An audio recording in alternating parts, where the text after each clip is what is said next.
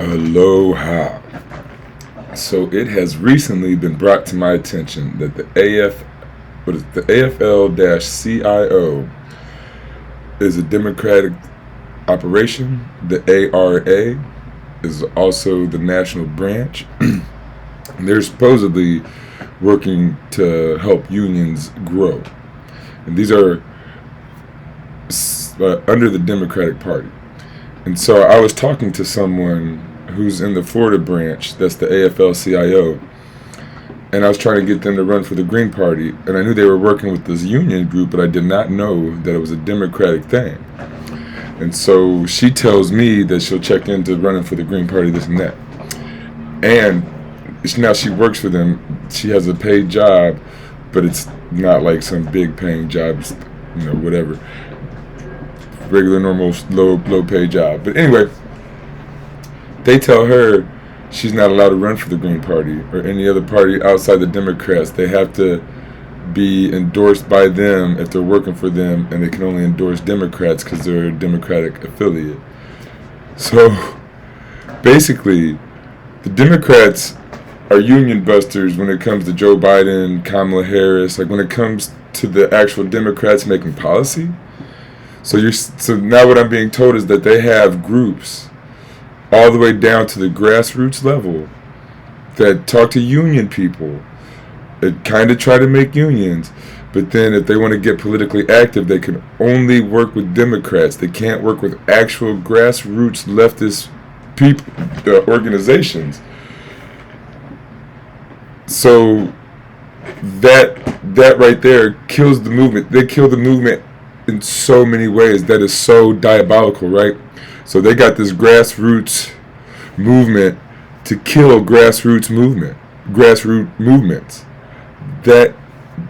And then, so they're making these people helping unions, right? Helping unions, and as they go up, they learn information about them. It goes into the Democratic database, and then the Democrats in charge in the Senate and the House, they vote this stuff down. They break this stuff up. And so, please read the description. I wrote a op-ed, and so my descriptions are now going to be starting to be these op-eds that I'm writing, and they're going to just tell you what I think about certain situations. We're going to go over Jimmy Dore. He's going to talk to Kshama Sawat. She is amazing. I love her. She was a city council member from Seattle. I think she was city council, but I don't think she's an American citizen, so there's certain things she cannot run for.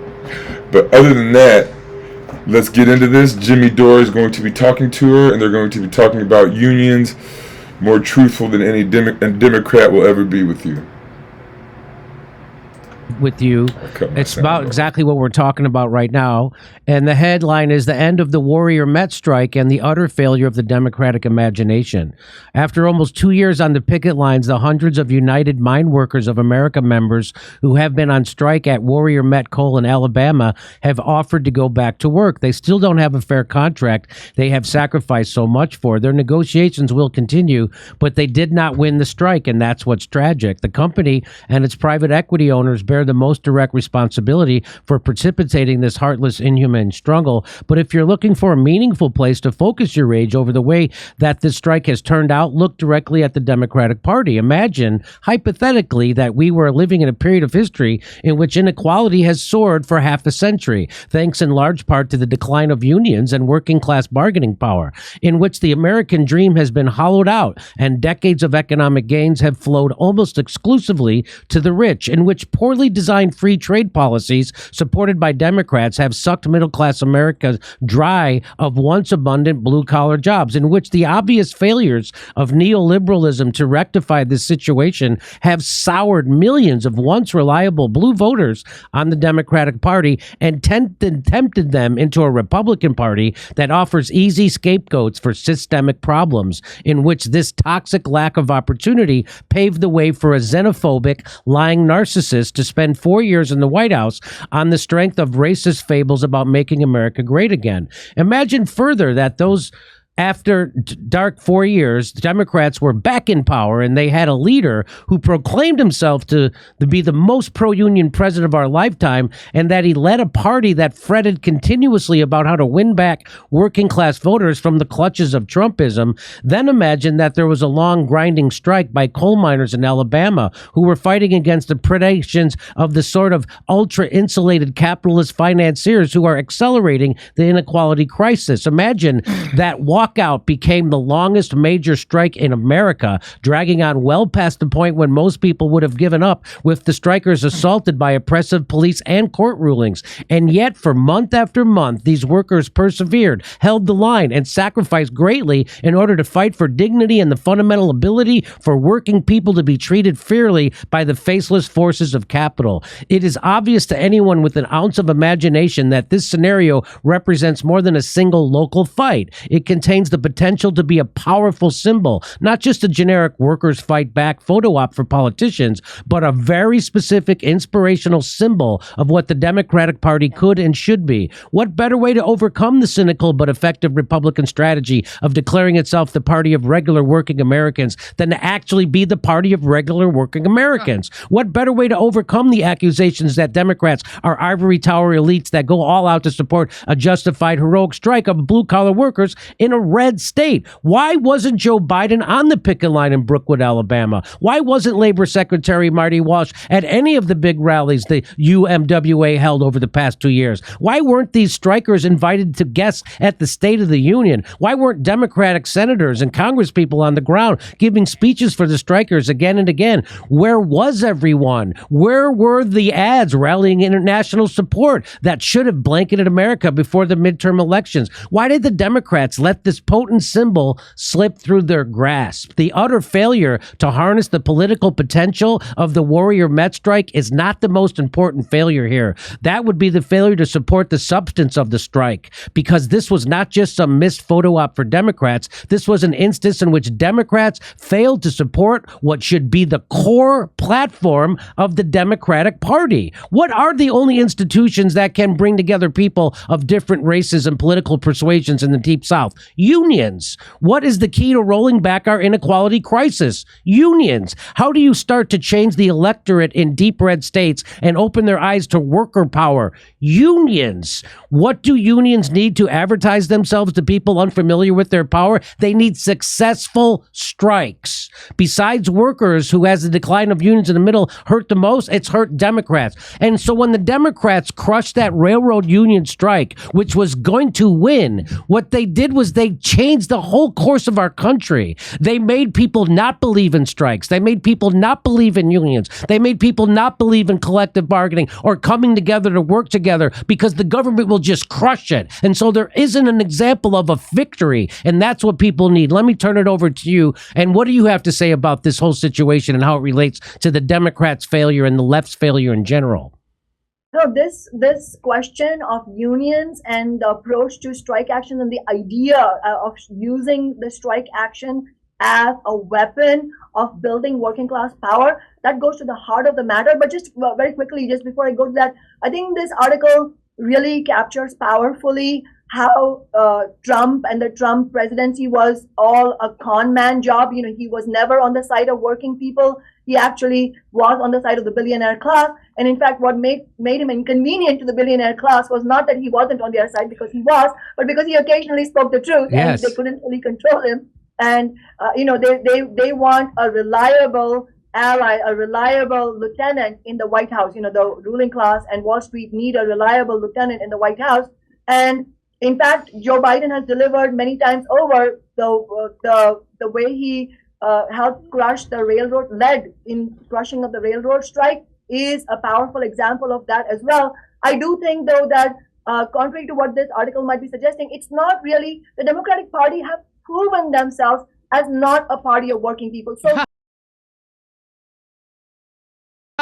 step number one, you were asking earlier, how do we get to this new party? Well, step number one is not believing that the Democratic Party is someday, somehow, just maybe going to change its, change its tune and maybe finally start representing working people. That is not going to happen.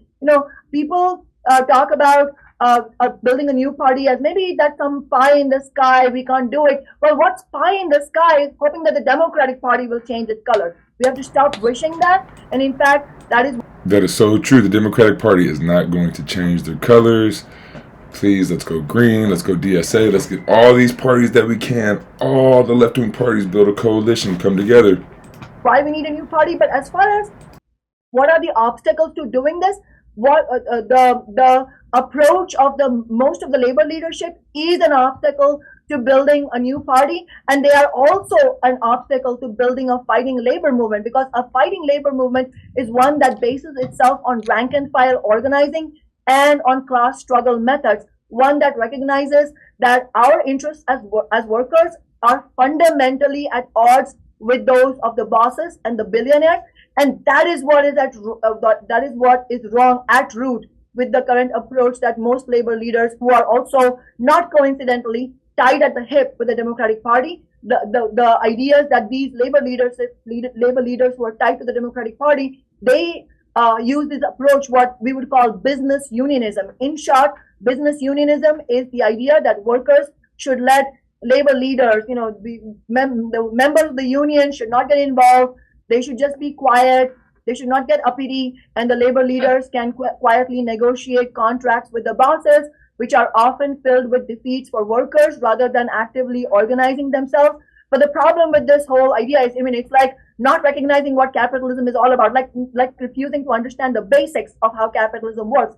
The bosses are never going to concede with any demands of the workers unless they are absolutely forced to, because their profits are direct, and their power, are directly derived from underpaying workers and from keeping workers repressed, keeping them subjugated. And one of the hallmarks of business unionism, and this is coming to your point, is preventing strikes at all costs. Business unionists put their stress on the bargaining process, the so-called process, and they fear antagonizing management by any real mobilization of workers, much less going on strike. And we need that kind of militant fighting ideas that the labor movement was built on in the first place.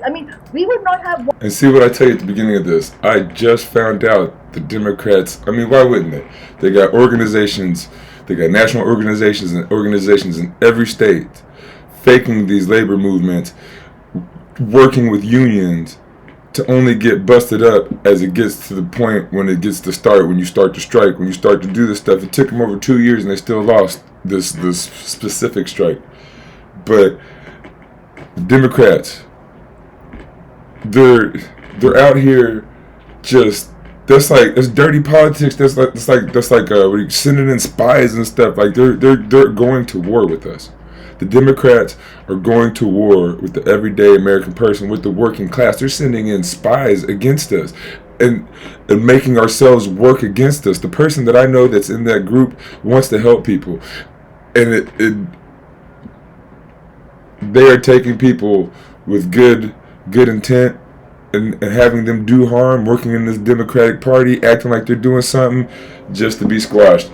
Let them know, Kashama. One union in the first place, if the early labor leaders had used this pro-boss, let's do a class snuggle versus a class struggle approach. No, actually they made enormous sacrifices, often with just being, actually paying for it with their lives to build the labor movement that we have today. And just to give you a concrete example from recent times, in 2021, the rank and file carpenters of the Pacific Northwest Carpenters Union went on strike. The rank and file went on strike in defiance of the Leadership Council, and they went on strike after having voted against, the rank and file voted against 4 tentative agreements, tentative contracts, because they were bad contracts, even though the leadership kept telling them they should vote yes. And in fact, later on, a year later, it came out that the leadership actually was involved in vote rigging. It was really disgraceful, and the whole leadership has now been disbanded. But at that time,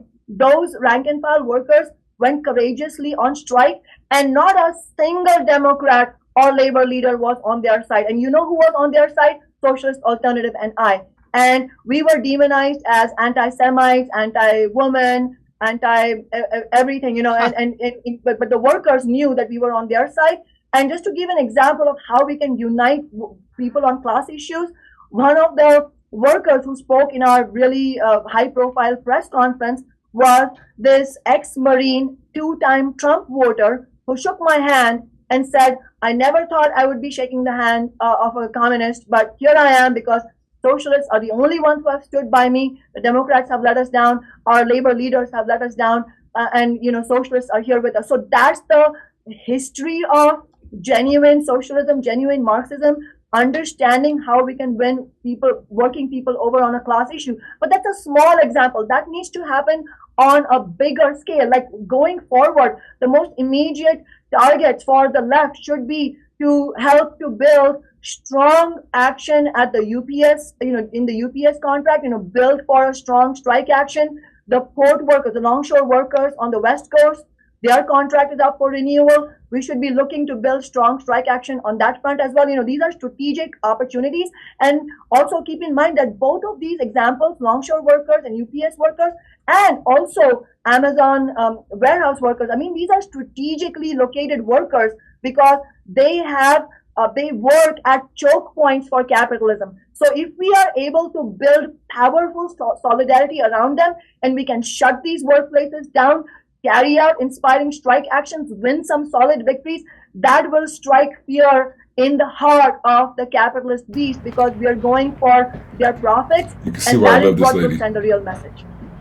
Love her. Agreed. Exactly. Yes. And it's got to come from the workers. Mm-hmm. And one more thing I'd like to ask you about before you take off is that much of the so-called left embraces. If you have joined your local Green Party, if you've listened to me, let's start calling unions. Call all the unions around. If they're strikers, get them to get in the Green Party. The more people we get in, the more workers we get in, the more unions we get in, obviously the better, the stronger. Grassroots, y'all call all your friends. Let's do this. The censorship. It's hard to have solidarity with people who are constantly telling you to shut up and trying to take away your free speech. And I oppose censorship here. I always they use the guise. I've tried to point out. I think this is even before Kamala was telling people to shut up on stage. That the people who are always censored are the powerless, right? The people who are trying to fight back against the powerful. And so now they try to couch censorship as if they are protecting the vulnerable. It's the exact opposite. That is such a shifty card to play, that saying censorship protects because then you can't have hate speech. And that's what's actually bad for minority people. No, what's actually bad for minority people is taking away their freedom of speech to speak against the powerful. And that's why I'm against censorship. And anybody who tells you that censorship on Twitter or Facebook is there to help marginalized people have been propagandized or they're a liar. What's your stance on censorship? Oh, absolutely. There is no defense of censorship whatsoever. And in fact, these are all just ruses. They use these as sort of nice sounding excuses that, oh, maybe this is good for people of color and so on. I'll tell you one thing. For me, as a woman of color, immigrant woman of color, Marxist, there is no corporate media or corporate institution supporting my right to say what I'm saying, my anti-establishment speech, because I'm a woman of color and that my rights should be protected. So really, these excuses that are couched in terms of identity, when they come from the elite or their institutions or their state, they are immediately suspect, and they are just meant to sanitize what they're really trying to do, which is cover up for their desire to use every institution at their disposal to keep workers from understanding that there is a lot of solidarity. One of the things that the capitalist class requires in order to keep workers subjugated is to make them feel atomized, isolated. Like if you're angry, then maybe it's just you. Maybe you just messed up in your life and you don't know what's going on. But if millions of workers know that actually I'm far from alone, there's so many others who agree with me, and maybe they don't agree with me on everything, but we agree on so much, and we really want to fight to change society. Well, that will be a completely different ballgame, and the ruling class doesn't want it. And unfortunately, what happens is that it's not just, obviously it's corporate media that's complicit in it. Obviously, it's the Democratic and Republican establishment, Wall Street interests, and all the big corporations that own these media outlets. But it is also many leaders in the NGO complex.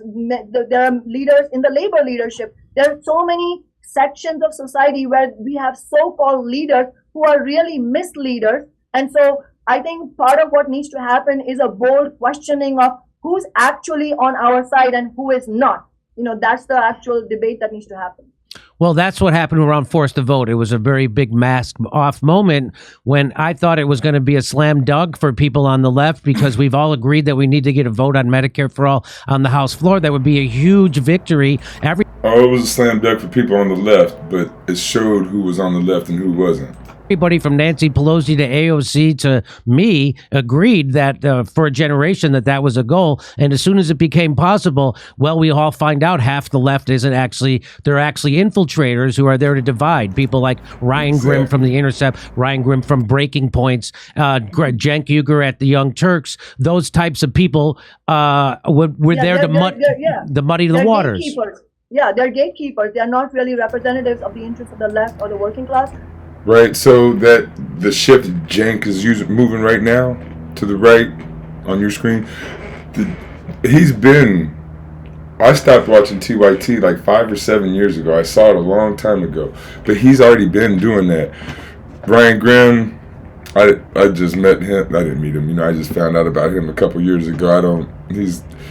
He's just kind of centrist, whatever. I never thought he was on the left, so he's not like a disappointment to me. Cenk, I thought was on the left at one time, so it's disappointing. It's always disappointing when you think somebody's on the left and they're actually for the people and they understand like the words of communism and socialism and what things really are, and then they just shift to the right because they get money. They start getting into this money, and now they don't want to be taxed. They don't want to do the collective bargaining. Collective bargaining is a big word, right? They said it earlier in this, and there was a lot of noise going on outside, so I didn't start talking. But that's a big word on the left. We need to start talking about collective bargaining more. It's just pulling our money, pulling our resources, and then divvying it out. That's what we've always done as people, and we've just always done it to basically the needs, right? Like children and old people don't put in as much as they take out. Stronger, faster, heavier lifting men tend to put in more than they get out, right? And that's fine. Who cares? That's just how it is. But anyway, getting off on a tangent, back to these guys. I didn't mean to interrupt you, but yeah, you're exactly right. And in fact, that was really a telling moment, and we've had many telling moments since then. Those who gave cover to the Democrats, much less the squad, for selling out on Forced to Vote, it really showed which side they're on. They're trying to give cover to those who have betrayed working people, and those of us who said that actually this needs to be done. We were really showing what actually leadership on the left looks like, and so it needs to be highlighted how. In fact, recently when the Freedom Caucus and the MAGA squad from the right showed that Forced to Vote can be done, and obviously I have serious disagreements with the right wing, and it's an extremely dangerous phenomenon. But what they showed is that Forced to Vote can be done, and in response to that, people like Alexandria Ocasio-Cortez, they said things like, well, if you did that, there would be relational harm. That was a rare moment of honesty. Actually, we should talk about that, because it was a rare moment of honesty. Because what it revealed is that even though the members of the so-called squad, in whom there were a lot of expectations that they would actually fight, the approach that they use and the reason they use phrases like relational harm. I mean, you will never catch me saying shit like relational harm. The reason that they say that is because it reveals about them is their priority is to not make enemies out of the elite in Washington, D.C. So if that's your priority, then it doesn't matter what intentions you started out with. It doesn't matter whatsoever. Lots of people ask me, but didn't they have good intentions, the squad? I said, I don't care. My job is not to divine what's going on in their brains now or earlier. The point is, regardless of your intentions, if your priority and if your interest is in not making enemies out of Nancy Pelosi and other powerful people, much less Joe Biden, then you are going to betray. Doesn't matter what you want to do. That's what you're going to end up doing. And that is why we need elected representation of a fundamentally different kind. And unfortunately, the way we have used our office in the last 10 years is one of the rare examples where, when I go to City Hall, I don't go telling myself, oh, these 8 Democrats on the city council, they are my colleagues. No. To the extent that they're willing to be on my side with working people, yes. But that is that's the exception to the rule. Overwhelmingly, they are not on the side of working people, and that makes me public enemy number 1 in their eyes. And I am okay with that. And in fact, I would be worried if the Democrats started thinking of me as somebody who's nice to them, then that would be hugely worrisome, because then I would be selling out. Yes. Very well said. You speak with great clarity. I'm excited about your new organization, workersstrikeback.org. Everybody check that out. They're going to have a action this Saturday.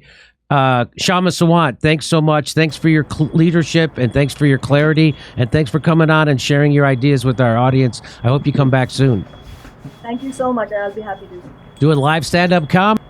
As you can see, if you follow the channel and hear the way I talk, you can see why I love this lady. She probably talks a little more eloquently than I do. She knows her business, right? So yes, do not join any Democratic affiliated anything. They're not for us. They're not for you.